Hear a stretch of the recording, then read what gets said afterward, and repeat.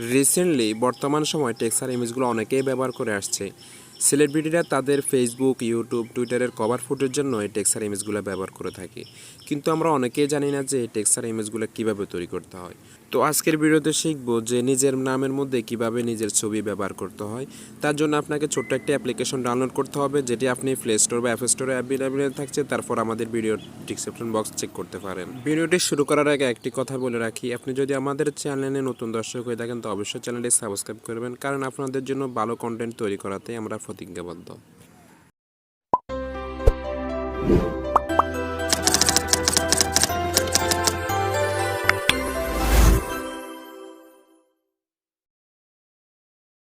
Okay, first of all আমাদেরকে PixelLab অ্যাপ্লিকেশনটিতে আসার পর আমাদেরকে এই মেনুতে যেতে হবে। তারপর এখান থেকে ফ্রম গ্যালারি থেকে আমাদের সুন্দর একটি ব্যাকগ্রাউন্ড সিলেক্ট করতে হবে।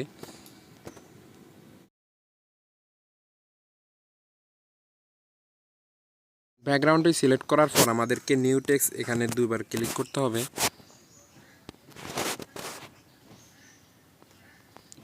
তো এখানে আমাদের নামের অক্ষরটি লিখতে হবে, প্রথম অক্ষর লিখতে হবে। তো আমার নাম সাইফুল, সাইফুলের প্রথম অক্ষর এস দিচ্ছি। ওকে, ডান।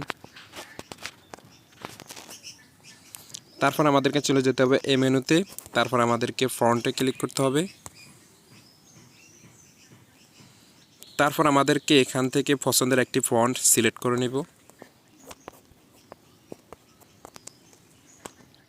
অলরাইট, এখন আমাদেরকে এই অক্ষরটিকে একটু বড় করে নিতে হবে। তার জন্য এখানে ধরে আমরা এখান থেকে একটু বড় করে নিব। তারপর আমাদেরকে রিলেটিভ পজিশনে ক্লিক করতে হবে। তারপর নিচের এই মাঝখানের এই অংশে ক্লিক করব। ওকে, তারপর টিকমার্কে ক্লিক করব। তারপর আমাদেরকে টেক্সচার্স এই অপশনটিতে ক্লিক করতে হবে। তারপর এখানে গ্যালারির এই অপশনে ক্লিক করে আমাদের ছবিটি নিয়ে আসব।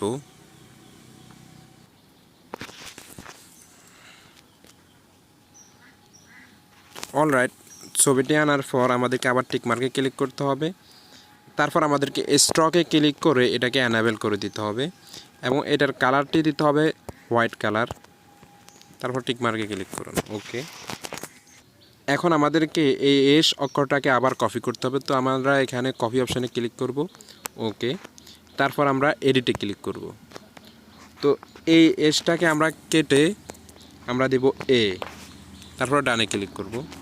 ওকে,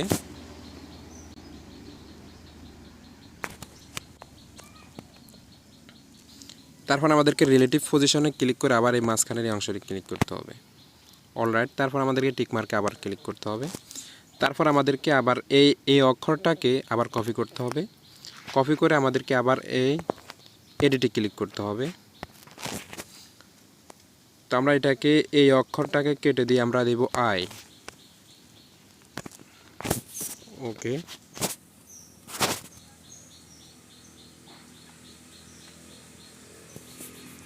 তারপর আমাদেরকে আবার রিলেটিভ পজিশনে ক্লিক করতে হবে এবং মাঝখানের অংশে ক্লিক করতে হবে।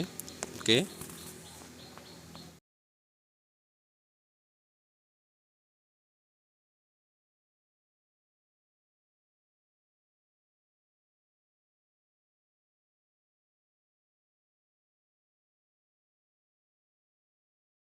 এভাবে আপনি আপনার নামের প্রত্যেকটা অক্ষর করে নিতে পারেন।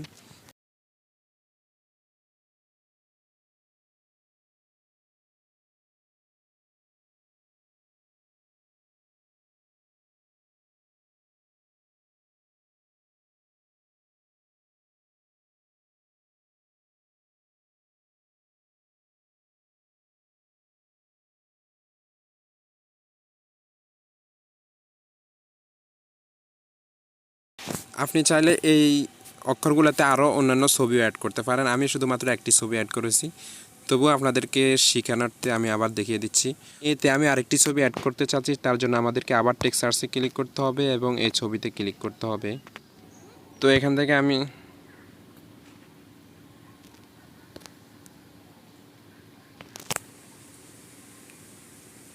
ওকে, এভাবে আপনি প্রত্যেকটা অক্ষরের মধ্যে আপনার নিজস্ব ছবি দিতে পারেন, বিভিন্ন ধরনের ছবি দিতে পারেন। তো আমি আপনাদের শেখানোতে দেখিয়ে দিলাম।